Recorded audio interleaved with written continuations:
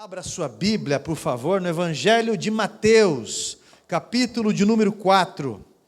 Evangelho segundo escreveu o apóstolo Mateus, capítulo de número 4. Nós vamos ler do versículo 18 ao 22. Isso. Eu gosto muito do Evangelho de Mateus, aliás, foi o primeiro evangelho que eu li, foi o primeiro livro da Bíblia que eu li. Você vê, eu ganhei uma Bíblia daquelas Bíblias pequenininhas, em 1994. Eu ganhei na escola, e eu guardei. Passaram-se os anos, eu comecei a ler essa Bíblia, e a partir do livro de Mateus, e eu decidi largar dos meus vícios e ir para a igreja. Passou alguns anos, eu era pastor de igreja, e nós estávamos procurando terreno no bairro, vendo o que a gente podia fazer, o que é fé, né? A gente não tinha R$1, mas procurando terreno no bairro. Então, eu não sei como, eu me deparei com um senhor que ele, se não me engano é Luiz, o nome dele, Luiz Tereza, algo assim. Ele era responsável, antigamente, pela gestão do urbanismo em Curitiba. Então, ele tinha um mapa, ele sabia me dizer, e a gente conversou bastante, e eu expliquei, contando o testemunho, que eu comecei a ler aquela Bíblia de Gideão, que eu ganhei em 94, e ele falou, você sabia que ele e os amigos dele, que eram responsáveis por essa distribuição de Bíblias nas escolas, e eles que foram na escola Protásio de Carvalho, ali no Itatiaia, em 1994, distribuir essa Bíblia. E eles estavam vendo um fruto do trabalho deles. Então, para você entender a dimensão dessas coisas, a gente não sabe de todos os frutos, né? A gente não sabe da dimensão de tudo aquilo que a gente semeia. Mas, antigamente, eles incentivavam Bíblias nas escolas. Hoje, eles incentivam Bíblias nas prisões. E nem oração nas escolas se incentiva mais. Olha como as coisas estão invertidas. O Evangelho de Mateus é o Evangelho que apresenta a vinda do Messias. E eu gosto muito, me identifiquei muito com esse livro, porque eu vi Jesus falando diretamente comigo. Por isso que eu decidi dar um passo que mudaria toda a direção da minha caminhada. Capítulo 4, versículo de número 18 ao 22, diz assim a minha tradução. Caminhando junto ao mar da Galileia, viu dois irmãos, Simão, chamado Pedro, e André, que lançavam as redes ao mar, porque eram pescadores. E disse-lhes, vinde após mim, e eu vos farei pescadores de homens.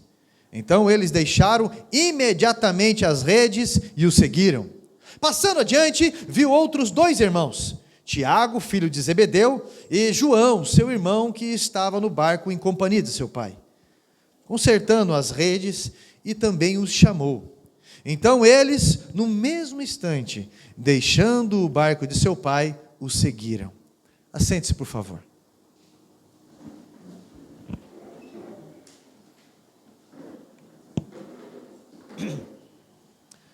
Nós estamos numa série aqui, numa sequência de cultos, desde o início de janeiro, falando sobre os limites de Deus e o chamado de Deus. Limites e chamados, porque é Ele que determina as novas fases da nossa vida. Meu irmão, olha só, eu reparei no texto que Jesus estava caminhando sozinho à beira da praia. Não tem nenhuma companhia ali com Ele, humana. E isso me chamou a atenção, a ideia de andarmos sozinhos às vezes, porque isso se faz necessário encarar a praia da vida, andar um pouco sozinho. Para quê, pastor? Para refletirmos. Esse é o primeiro ponto que me chama a atenção nesse texto. Olha para cá. Porque a gente precisa às vezes estar sozinho, a gente precisa às vezes se deparar assim, para que a gente reflita quem de fato nós temos sido. Refletimos quem supostamente podemos ser.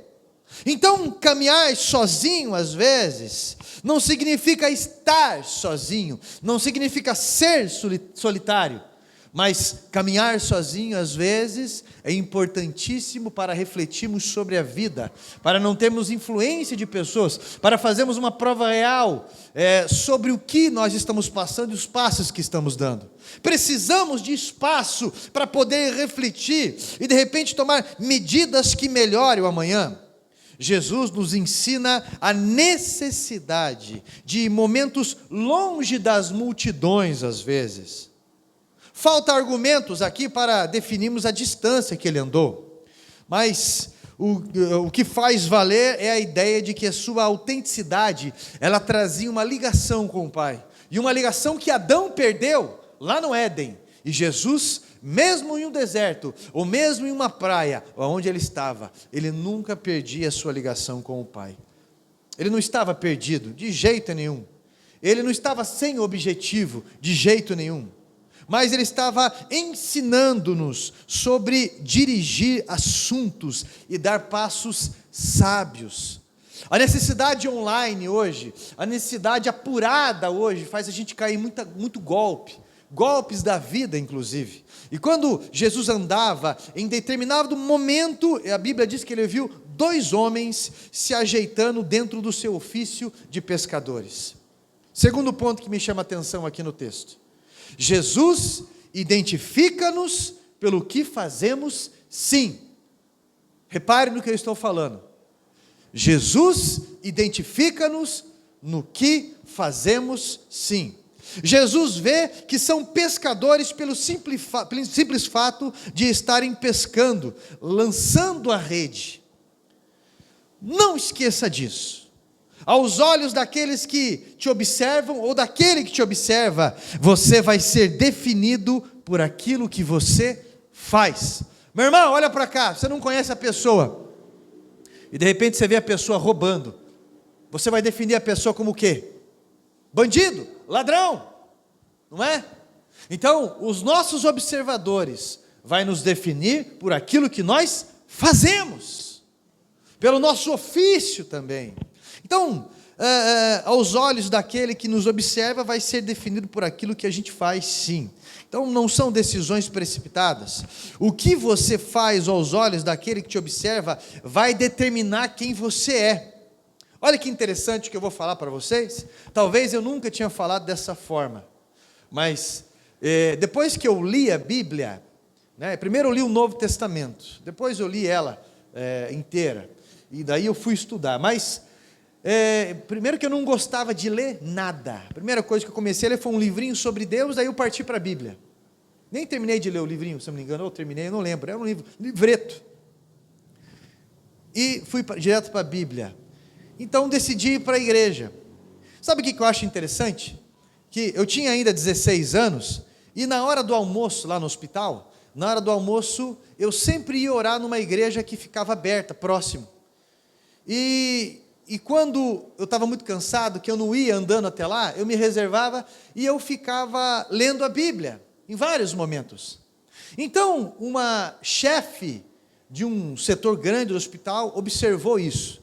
Ela me chamou para conversar, ela falou, olha, geralmente os jovens que vêm trabalhar, que são menores ainda, nós esperamos 2 anos para ver o trabalho, para convidar eles para algum setor, subir de cargo, algo tal.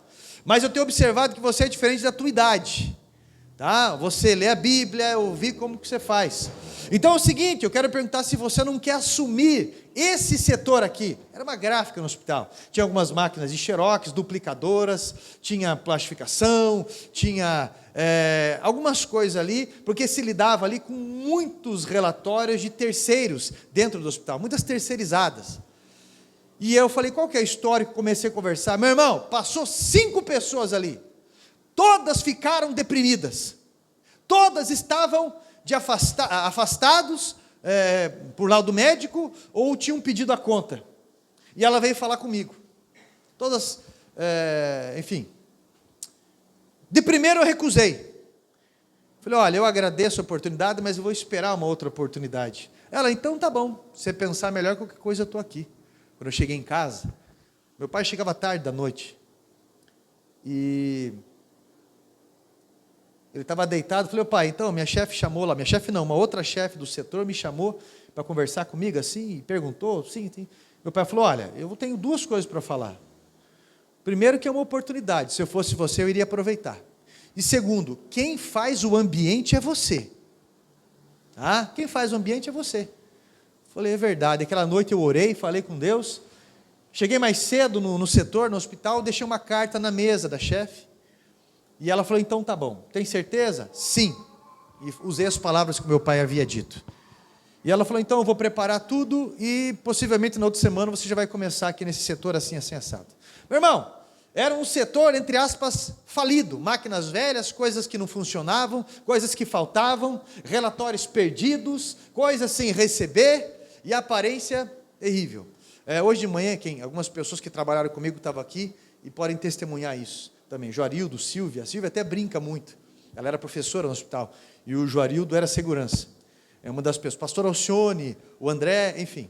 E eu pensei, o que eu posso fazer? No primeiro dia, olhando aquele setor, eu pensei, meu Deus do céu, o que eu posso fazer aqui? Bem, primeira coisa que eu tenho que fazer é limpar tudo isso aqui, configurar, ver o que eu consigo fazer, eu não manjo nada dessas máquinas. Eu vou começar a perguntar, e eu comecei a pintar, comecei a trazer material, já coloquei, sabe aqueles quadrinhos evangélicos brega? Aqueles bem capomba, assim, aquelas coisas, versículos, coloquei no lugar, deixei num som cristão ambiente.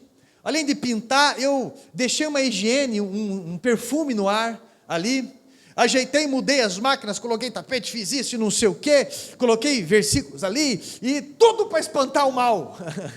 Eu tinha 16 anos, estava comendo para a igreja, orava toda manhã ali, falava com Deus, e bem, na verdade aquele lugar passou a ser um lugar de troca, de aconselhamento e tudo mais, e de repente, eu falei, mas a gente precisa, eu falei com a minha chefe, eu preciso de máquina nova, preciso de uma estufa, está estragando máquina, mas não tem dinheiro, não tem isso, não espere. Então o que eu posso fazer? Bem, dá uma olhada nas coisas que são abandonadas no hospital lá, cama hospitalar, isso. Cheguei lá, achei uma estufa. Fui lá, conversei, fiz uma reunião com o setor lá, eles me pintaram algumas coisas. O setor de manutenção pintou, ajeitou. O que eles não fizeram, eu fiz, trouxe coisas de casa, ajeitei e tudo mais. Um dia chegou minha chefe, ficou me olhando, e eu pensei, tudo bem, precisa de alguma coisa? Daí ela falou assim, não, meus parabéns, e coisa e tal, falou para mim, mudei todos os relatórios ali de setores, a forma de pagamento, mudei tudo isso daí. Jesus vê a gente no ofício que a gente está fazendo. E Ele chamou eu exatamente para assumir a igreja nas condições que estava aquele setor. Porque eu fui o 5º pastor que assumiu a igreja aqui. Exatamente no ofício. Exatamente nas condições. Jesus vê 2 pescadores. E algo me confronta internamente. Jesus olha para eles trabalhando. Jesus olha para eles super ocupados, atarefados. Jesus olha para eles na correria do dia a dia e vai lhes fazer um convite. Vinde após mim. E esse tempo de andar sozinho termina quando eu decido quem vai me acompanhar. O discipulador já pagou o preço de discípulo. E ele vai decidir quem vai o acompanhar. O tempo de caminhar sozinho termina, porque Jesus falou que nós faremos discípulos, nós temos que adotar pessoas. E nesse período, Jesus faz um convite para aqueles homens, vinde após mim, e eu vos farei. Por que eu vos farei? Porque ainda não estava sendo feito. Aquele tempo de ficar sentado no culto, escutando uma mensagem, aquele tempo de você ficar ouvindo uma palestra, escutando um curso e fazer desse tipo, ele tem um limite. Ele tem um limite. Porque é uma proposta, eu vos farei pescadores de homens. Esse relacionamento é interdependente de ter resultados imediatos. Eu me espanto com a ousadia do convite e também depois com o imediatismo deles em atender o chamado de Jesus. Esses homens já haviam encontrado Jesus no Evangelho de João capítulo 1, versículo 40 ao 42, diz que já tinham encontrado com Cristo, mas agora eles deixam as suas ocupações seculares para seguir a Jesus, não há meio termo. Imediatamente eles saem do barco e vão para perto de Jesus, e a proposta é o seguinte: me segue, e como resultado eu vou fazer vocês pescadores de homens. Isso é fato para quem segue a Jesus. Como pescar se eles deixaram as redes? Como serem pescadores se todo o seu material está no barco que deixaram para seguir a Jesus? Isso precisa estar bem definido para quem segue a Jesus. Terceiro ponto, Jesus vai fazer deles aquilo que eles usavam quando os observava no chamado. Para pescar homens, você não precisa da sua rede, você só precisa ser uma. Essa é a proposta. Você será a forma de alcance. É o que Jesus está falando. Você será a forma de alcance. Eu vou fazer de vocês redes nas minhas mãos. Jesus está dando um limite para eles. Até agora, vocês viveram num ritmo, com medo de faltar, medo sempre de faltar, medo de não dar certo, medo de não entender Jesus, medo disso, medo daquilo. Mas agora Jesus está falando: vocês vão ser redes na minha mão, você será a forma de alcance. Ferramenta na mão de Jesus. E nós precisamos entender que temos habilidades constituídas na caminhada para servir o reino de Deus. No caso desses pescadores, eles seriam lançados ao mar, e eles atrairiam cardumes para si, peixe homem de todo tipo, e serão ferramentas preparadas para suportar o peso da pesca. Meu irmão, ferramentas preparadas para suportar o peso da pesca. Às vezes são noites em claro, dias e dias, às vezes exaustivos, suportando a carga de levar almas, apoiados pela mão de Jesus. E olha o que a Bíblia diz aqui, ainda no texto: e indo mais adiante, indo mais além, andando mais um pouco. Como ir mais além junto com Cristo? Como ir mais além no ministério? Como ir mais além na vida? Quarto ponto que me chama a atenção, presta atenção. Como ir mais além? Escolhendo as pessoas certas para andar comigo. Porque você não consegue ir mais além se no seu ciclo de relacionamento ele está totalmente desfigurado a esse caminho. Há pessoas que só querem sugar, e isso tem um limite. Desmamar faz parte de um processo. Se a sua vida, ela não avança, é porque o seu ciclo de relacionamento está totalmente errado. Tem sempre aquela mãe que avisa os seus filhos sobre certas amizades, não é? Mãe parece que é implicante, mas tem sempre aquela mãe que avisa os seus filhos sobre certas amizades. Tem sempre aquele pai, frustrado às vezes, que avisa os seus filhos também sobre certas amizades. Esse tempo atrás eu estava num bairro, eles nem conheciam, eu nem conheço, mas eu conhecia. E de repente, era tarde da noite, eu acho que eu estava saindo do monte, se eu não me engano. E de repente eu vi um pai carregando um menino. Dá para ver que é um senhor um tanto sofrido, bem trabalhador, trabalho pesado, levando um menino, aparentemente aí uns 18, 20 anos, aqui, e o menino tombando, ele meio que arrastando, e eu ajudei a levar até a casa. E ele falou bem assim: rapaz, esse menino é um menino bom, é meu filho, é um menino bom, mas é as amizades, são as companhias. Foi o que ele falou. 1 Coríntios capítulo 15, versículo 33 diz assim: não vos enganeis, as más companhias corrompem os bons costumes. Algumas traduções vão trazer: as más conversações corrompem os bons costumes. Talvez eu estou pregando para alguém que está desfocado, escravo, acimentado por uma ou um grupo de pessoas que enquanto você não tiver essa distância saudável, isso irá envelhecer você parado. A vida não avança. Você já era para ter ido além há muito tempo. Há muito tempo. Está ilhado com a mente na filosofia de alguém que enfraquece a sua fé, compromete a sua salvação, intoxica os seus ouvidos com embriaguez, reclamações, pessimismo, desconstrução da imagem de outros. Já reparou alguém assim? Tem gente que enfraquece a fé, amolece ministério. Nós precisamos de referências. Nós precisamos de heróis na nossa vida em alguma área. Nós precisamos. Mas você sabe como que nasce um veneno para destruir a imagem de um líder, de uma pessoa, de um pai, de uma mãe, de um pastor? Mais ou menos assim, ó. De repente está lá, chegou aqui o Vitor, chegou a Alessandra e o Jefferson já é velho de casa. É só um exemplo, né? O Jefferson é velho de casa. Aí de repente o Vitor e a Alessandra, eles estão empolgados, que legal a igreja, que maravilha, e eu vou entrar nisso, eu vou fazer teologia, e vou fazer tal coisa, isso, aquilo, não sei o quê, e compartilham com o Jefferson tal coisa, e o Jefferson fala, é legal, claro que sim, nossa, e as mensagens, eu gosto das mensagens, eu me identifico com as mensagens. Aí o Jefferson vai lá e fala, o pastor Carlos é legal, né, eu gosto também das mensagens. Aí vem um veneninho, mas tem coisa que não tem nada a ver, né, você sabe, mas daí não entra no assunto.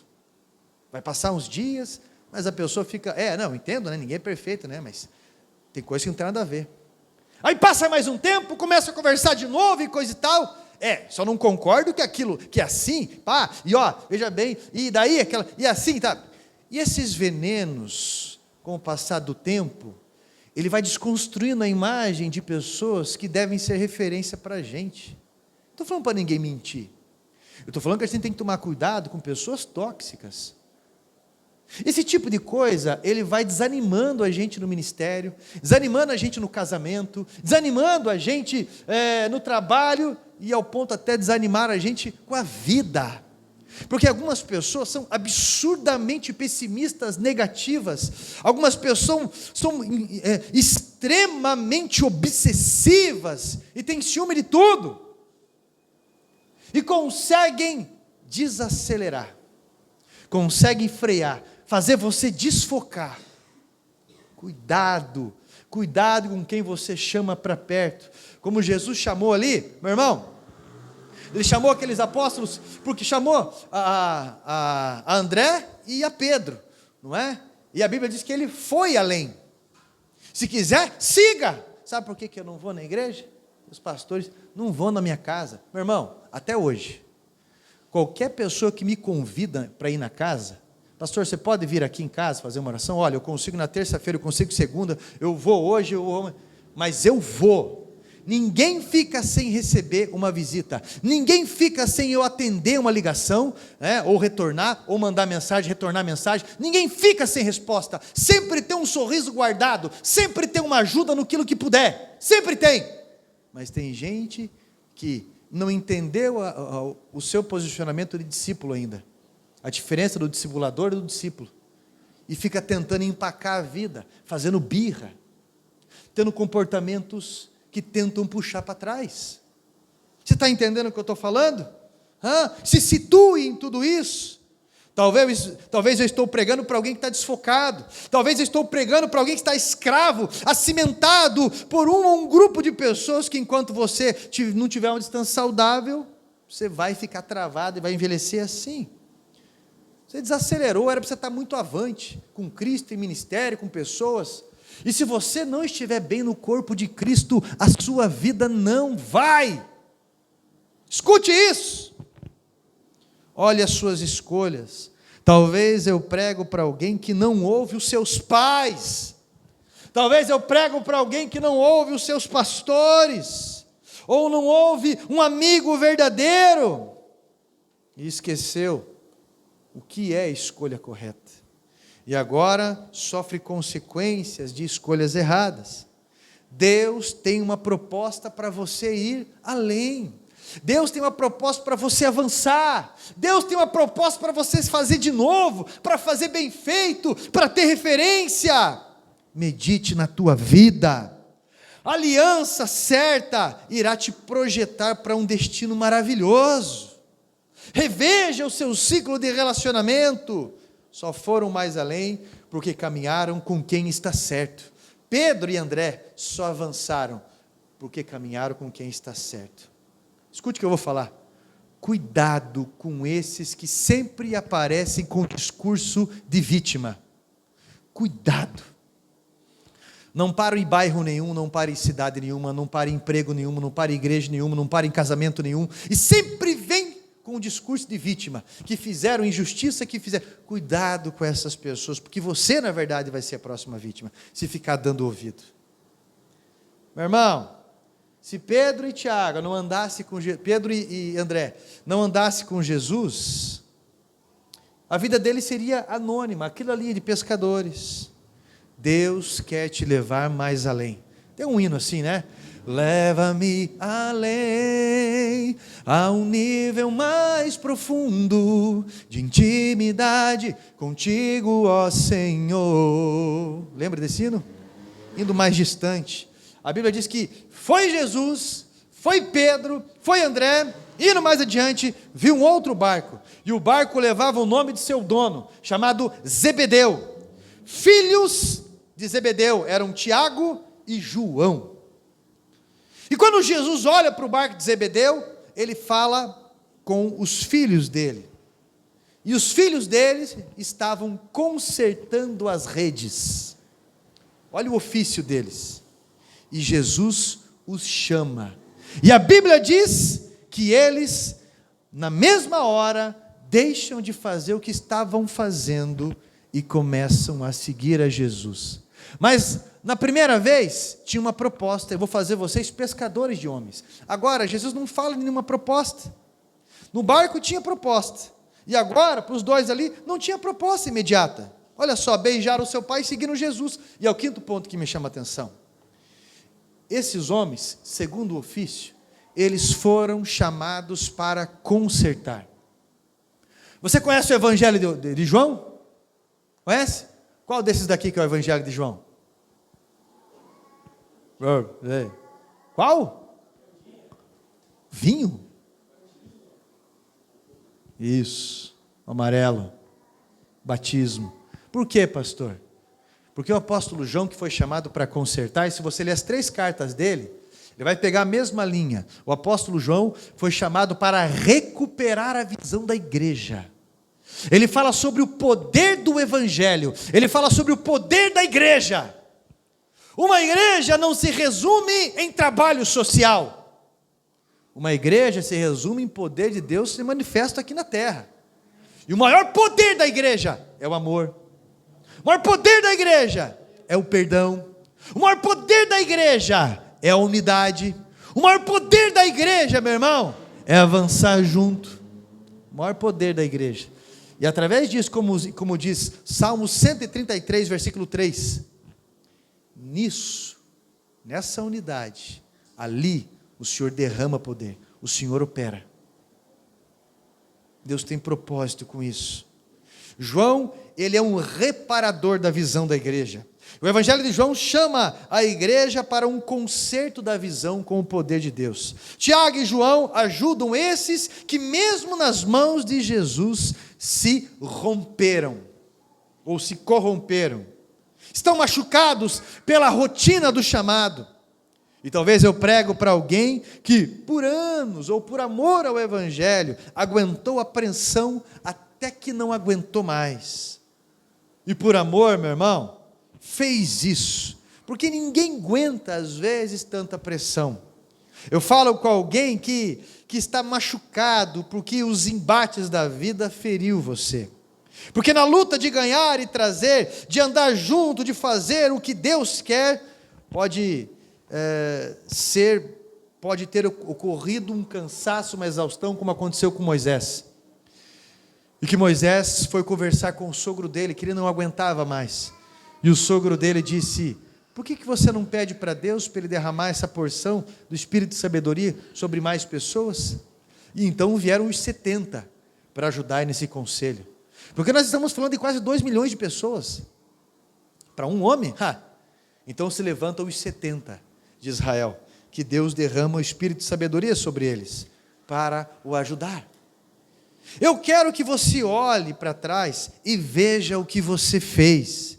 Veja o quanto Deus trouxe através de você. Veja quantos conselhos você já deu para uma família que estava por um fio do divórcio. A ajuda que você já deu para famílias e pessoas que estavam às vezes prestes de tomar uma decisão em tirar a vida. Meu irmão, não é um rompimento na sua rede que vai desqualificar você para a obra. Eu não sei o nível da sua frustração, mas Deus quer te usar. Porque assim como Deus te chamou para ser rede, Deus também chamou gente para ser agulha. Deus também chamou gente para ajudar. Deus que vai usar pessoas para te adotar também. E vai usar você para adotar pessoas também. Porque você precisa voltar para o teu propósito. Precisa voltar para o seu ofício. Precisa voltar para a habilidade, para a graça que Deus te deu. Só você tem essa visão. Só você tem essa observância. Só você é analítico em algumas coisas, ou forte para algumas coisas, ou prático em outras coisas. Só você tem um número para aquilo que Deus te chamou. E Ele está chamando você segundo o teu ofício, segundo a tua habilidade. Ele está chamando você, meu irmão, como um limite para que haja uma decisão. Você sabe disso. E você sabe que o teu peito está ardendo enquanto eu falo isso. Eu não preciso descer aqui numa perna só rodopiando e entregar alguma coisa para você, se a palavra é clara. Você precisa, é forte o que eu vou falar, no sentido até, talvez até irônico, mas você precisa dar uma chance para Jesus, não é? De verdade. Porque Ele quer arrumar a tua vida. E Ele quer usar a tua vida para arrumar outras vidas de verdade. E se você precisa de alguma coisa, você fala com Ele. E o que realmente precisa, Ele coloca na tua vida. Olha, nesses anos todos, chegou uma época da minha vida, por exemplo, eu lembro o Ivan está aqui de prova. Carregava tudo nas costas, cara, sozinho. Praticamente sozinho, no Ministério do Louvor, uma época. Eu lembro de um retiro que eu fiz, do louvor, né? Meu Deus, que sofrido que foi. Eu não pode, paga aí. Ai, meu Deus do céu. Fiquei 2 semanas subindo lá. O negócio, e de repente chama um e carrega no colo aqui, mexe lá e paga para outro, e paga para um. Se arrebenta de tudo. Chegou uma altura que eu estava espremido de tudo. E eu comecei a orar na minha sala e Deus falou comigo que até Ele é imune aos desinteressados. Que se eu preciso de ajuda, eu posso falar com Ele. E eu falei para Deus: Senhor, desde o dia em que eu nasci, eu fui adotado. No primeiro dia do meu nascimento, eu fui adotado na maternidade. Durante toda a minha vida, eu fui adotado. Pai, o Senhor nunca me deixou órfão. Eu preciso de ajuda. Preciso de ajuda nisso, naquilo, é assim. Deus sempre foi inspirando corações. Deus sempre foi usando pessoas. E até hoje faz isso. E eu não peço nada, eu não peço. Eu vou e dobro o meu joelho. E por várias vezes, às vezes eu vou sair de férias, por exemplo, que minhas férias, por exemplo, esse ano foi carregar pedra. Mas vou sair de férias, chega o irmão lá: ô pastor, ó, para abençoar a tua vida, coloca na conta um valor para ajudar. Ó pastor, isso aqui para ajudar tal coisa, colocar um diesel, ou para fazer tal coisa. Ó pastor, pode achar que isso aqui eu cuido para você. Até das plantas lá em casa cuidaram, para você ter uma ideia. Então, de tudo. Por quê? Porque Deus sempre nos adota em cada coisa. Se você precisa de uma ajuda, Jesus nos ensinou no ministério, que quando Ele estava carregando a cruz, Ele escolheu dar um limite para dar exemplo para nós. Simão Cirineu foi constrangido a ajudar Ele a carregar a cruz. Só que nós não podemos esquecer que quando nós estamos com força, estamos sadios, estamos bem, nós somos agulhas nas mãos de Deus. Nós precisamos construir pessoas que estão no escombro de vida. Nós precisamos ajudar pessoas que não têm condições. Nós precisamos adotar pessoas. Nós precisamos fazer por aqueles que nunca podem devolver por nós. Porque Jesus sempre nos indenizará. O generoso, a generosa, Deus sempre abençoa. Isso é reino de Deus. Isso é igreja. Assim a gente expande o evangelho. Hoje eu não parei.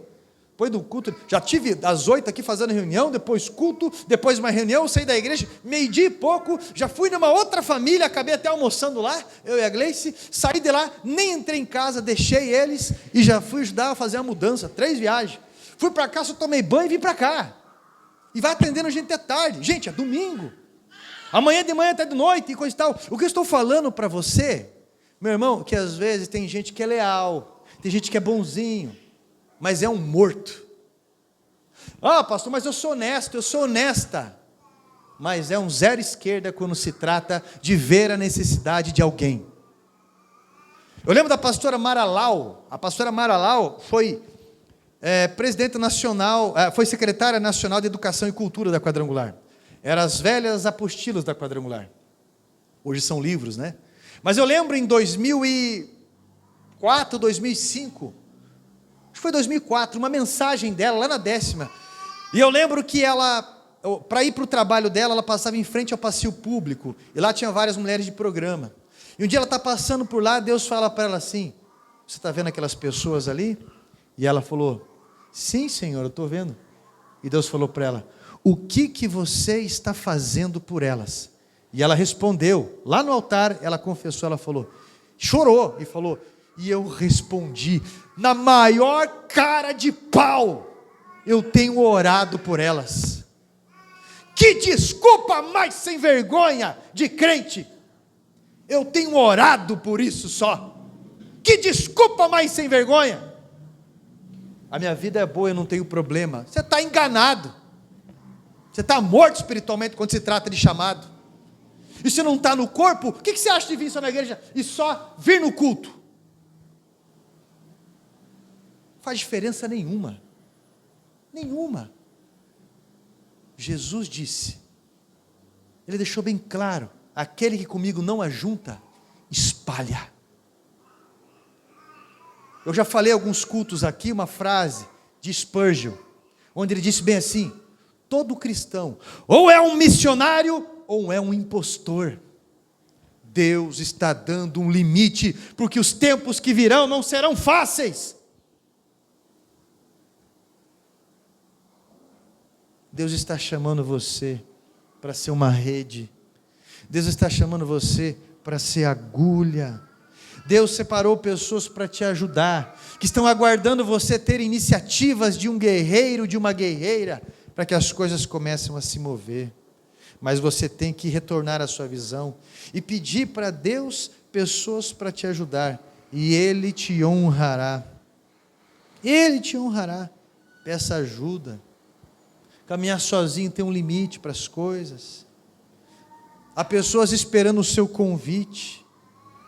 Meu irmão, presta atenção no que eu estou falando, porque eu tenho certeza absoluta que Deus está falando ao seu coração, como hoje de manhã falou, como hoje de manhã nos apelos teve respostas fortíssimas, como eu tenho certeza que as pessoas que estão assistindo, da mesma forma, Deus está chamando.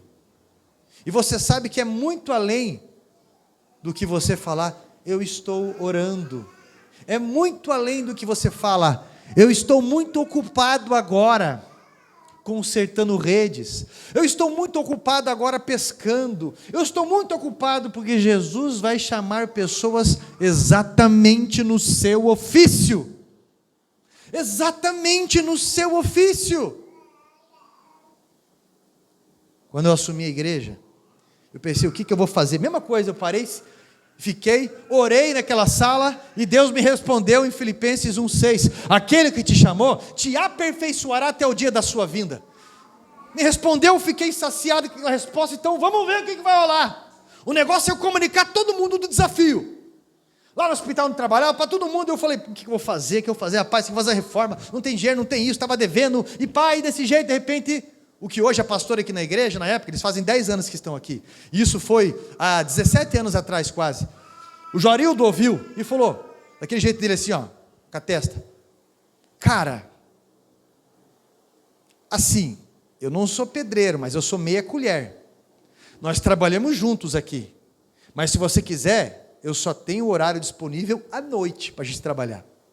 Daí nós teremos que trabalhar de dia no hospital e à noite na igreja. Falei, vamos intercalar alguns dias, vamos fazer isso. O Ivan até ajudou na época, né, Ivan? Tinha 14 anos, por aí, né? E a irmã Maria Helena, que hoje é pastora aqui na igreja, ela trazia café para a gente, ela trazia janta para a gente, toda a vida.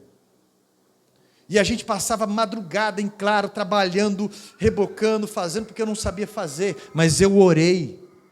Eu orei, a gente não tinha material, e me ligaram, pastor, estão desmanchando o Hospital São Vicente lá, trocou a diretoria, tem madeira, tem mesa, tem cadeira, tem até geladeira. Falei com outro rapaz, me cobrou R$50 o frete, fui para lá buscar, carregamos, trouxemos ali. De repente, num apelo da igreja, meu irmão falou, pastor, o meu pai é aposentado, está em casa sem fazer nada, se quiser eu posso falar com ele para vir ajudar. Venha. Era o irmão Jurandir, foi ganho para Jesus aqui, batizei e hoje está com Cristo, se tornou diácono da igreja, me ajudou a fazer essas colunas e coisa e tal. E daí chegou a hora de construir a igreja lá, de comprar o terreno. Surgiu a oportunidade de comprar o primeiro terreno da igreja. Chegou o irmão e falei, o que nós vamos fazer? E conversa com o outro falou assim, não, vamos fazer o seguinte, eu vou falar com uma construção, e o rapaz quer um carro, o outro quer material. Então vamos fazer o seguinte, vamos pagar esse carro com uma construção, e o cara da construção vai fazer em vezes para nós. E fizemos isso. Aquela igreja do Conquista ali foi o metro quadrado mais caro do Sabará. 1 metro quadrado, 1,5 metro, não dá 1,5 metro. Na época, 10 anos atrás quase, não sei quantos anos que faz isso, mas por aí saiu R$900 ali. Pra você ter uma ideia. Olha o nível, naquele pedaço. Mas e agora para a gente construir? O que eu vou fazer, meu Deus do céu? Senhor, me manda ajuda. Me manda ajuda. De repente falei com um vizinho ali, um rapaz que tinha batizado, estava fora da igreja. Pastor, eu vou te ajudar, que é o Edson, o pai da Vitória aqui. Vou te ajudar. Ele e os gêmeos, era cada berro aqueles gêmeos, ajudaram incrivelmente. E daqui a pouco, mas e material agora? Me chega o irmão Vanderlei Schwartz, pai do Misael, pai do Gabriel, chegou aqui e falou, pastor, veja todos os tijolos lá, que eu vou pagar todos os tijolos. Comprou todos os tijolos. E assim foi construído ali. E na hora de comprar o terreno, orei, mesma coisa. Eu lembro que chegou uma altura que apareceu uma dívida no terreno de R$11 mil, que era promissórias atrasadas do antigo dono, e que a gente ia ter que pagar. Ai, Senhor Deus, tudo que a gente tinha, a gente deu de entrada para comprar o terreno, e agora? Fiz um apelo na igreja. Chegou um irmão aqui, irmão Sandro, né? Tinha uma caçamba Becker que tinha comprado, lembro até hoje. Porque eu não sou pedreiro, eu não sou pintor, eu não sou vendedor, eu sou pastor. Mas, peça ajuda para Deus, mas Ele vai ver o teu ofício. Você é o que Deus fala para você ser no momento para você ser, pô. Acabou. Nós falei em língua aqui. Aí, pastor, eu tenho uma caçamba ali, que dá para vender assim. Eu falei, me passa o modelo disso aí. Passou o modelo. Rapaz, eu ofereci para todo mundo, todo lugar, tudo qualquer canto. Parei um caminhão na rua. E falei, cara, tem uma caçamba assim, papá? Não interessa. O cara pagou à vista. O cara pagou à vista. Eu não sou vendedor. Mas você está entendendo que Deus está chamando a gente, meu irmão, para alcançar, para fazer. Qual que era a profissão de Paulo, o apóstolo Paulo? Quê? Fazedor de tendas. Não é verdade? Que era como se fosse arquitetos hoje, era uma profissão conceituada.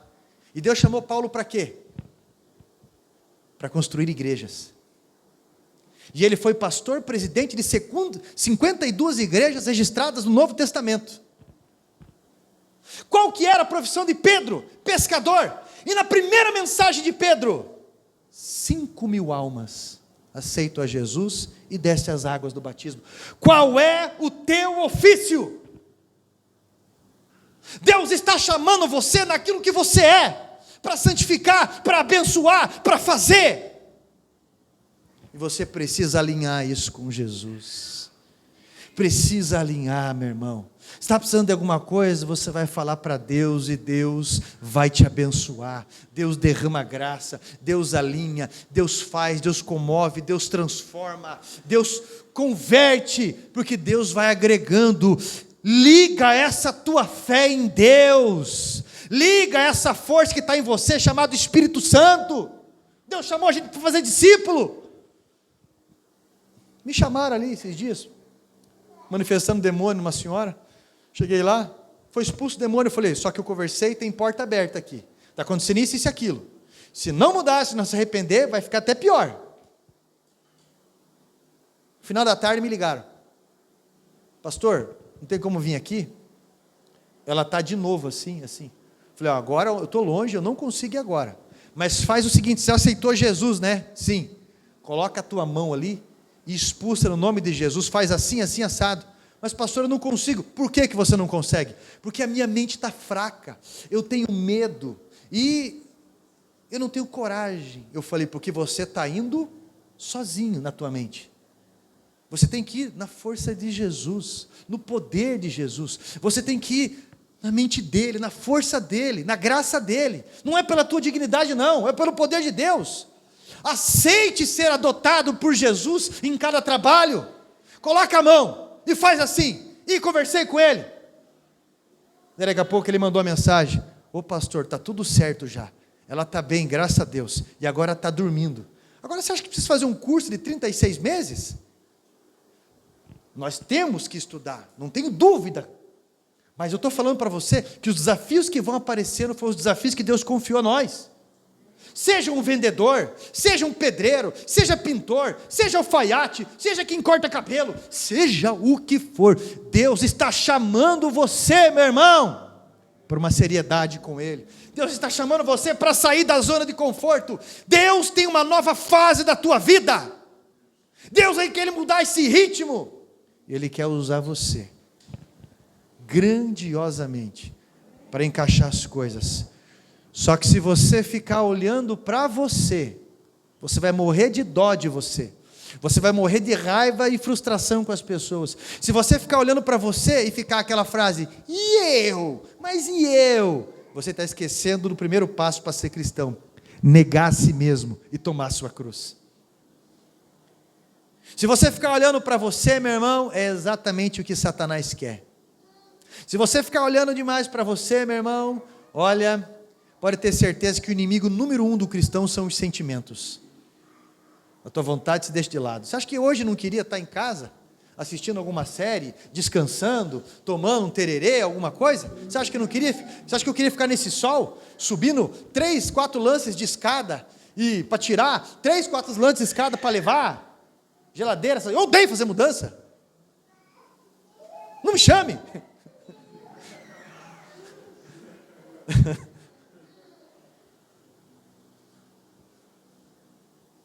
Mas o que eu estou falando para você, que uma alma vale mais do que o mundo inteiro.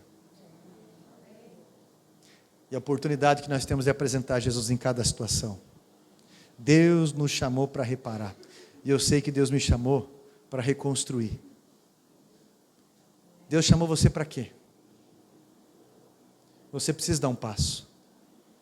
Deus chamou você para quê? Pastor, para ser lustramóvel de banco. Deus chamou você para quê? Para ser um telescópio só. Deus chamou você para quê? Bem, eu sou um crítico de igreja, sabe? Então, Deus chamou você para quê, meu irmão? Para quê que Deus te chamou, pelo amor de Deus? Hoje é a hora de você responder para Jesus. Nesse momento, você sabe que o teu coração está espremido diante do convite de Jesus. Porque Ele decide dar um limite. Como diz alguns aí, ou vai ou racha. Ou é ou não é. Porque esse lenga-lenga não vai servir para uma ponte de salvação. Ah, mas é que pastor, o momento que eu estou passando é agora. O momento que eu estou passando é conturbado, sabe? Todo mundo tem que me entender. E Deus sabe. Jesus chamou eles na agitação do dia. E assim como a morte acontece de repente, Deus está fazendo um convite de repente para a vida. Para a vida. Porque tem alguém sofrendo que você não está enxergando. Tem alguém querendo aceitar a melhor vida que você não está enxergando. Porque você está olhando para você e os seus problemas. Assim como aconteceu com Saul, preocupado com jumentas, preocupado com tantas coisas, e o Samuel fala para ele assim, o profeta: Deus já cuidou de tudo isso, não se preocupe, isso foi só um pretexto para você vir e para você entender do grande chamado que eu tenho para a tua vida. Abandone as redes e seja a rede, seja a agulha, seja a carta, seja o contrato, seja a ferramenta. E eu tenho certeza que tudo vai mudar pela eternidade. E é hoje que começa. Hoje que começa. Se coloque em pé em nome de Jesus.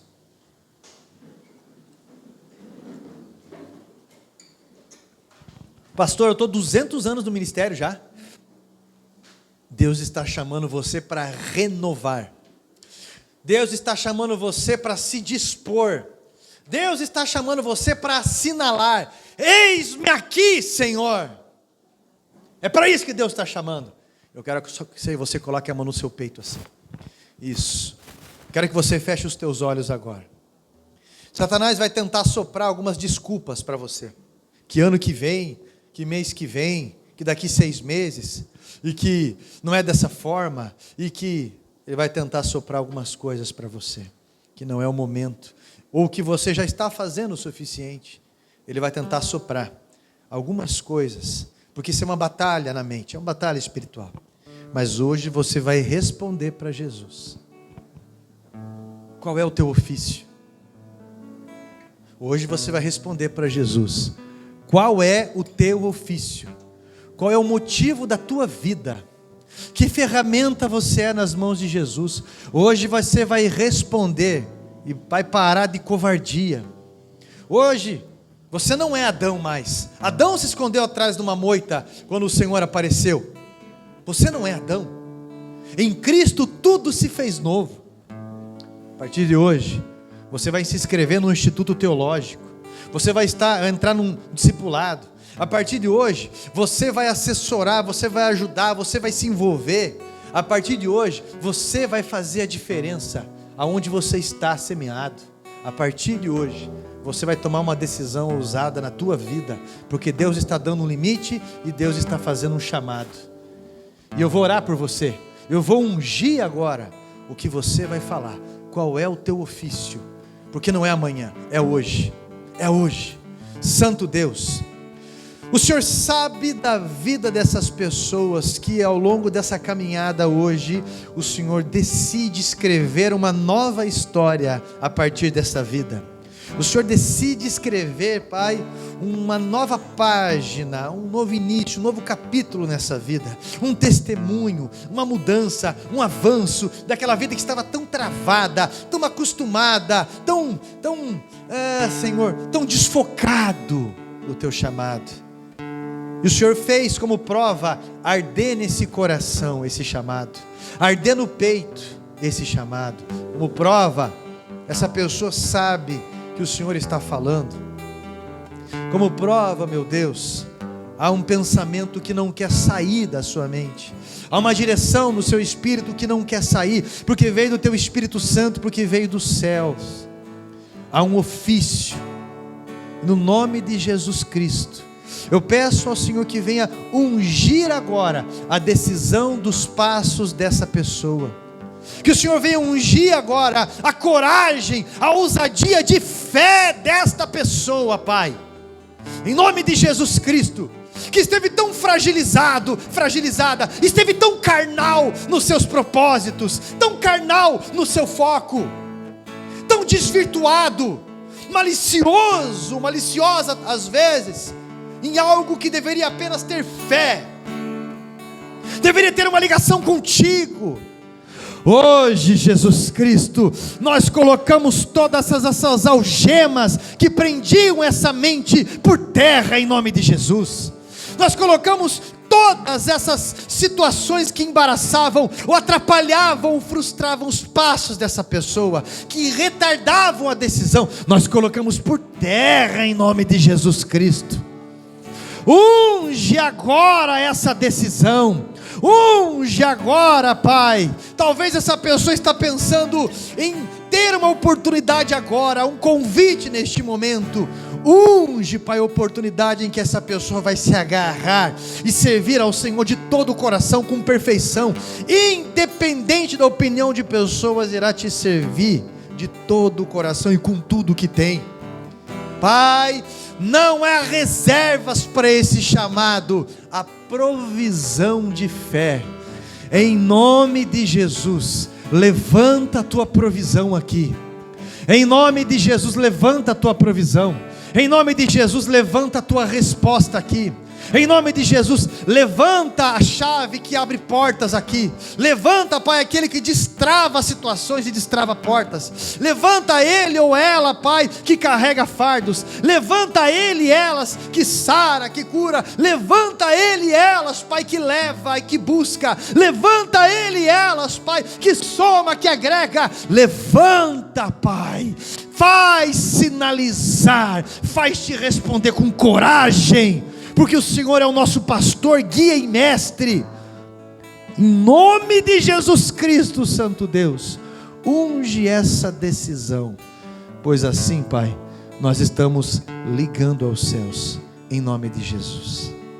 Amém, meus irmãos.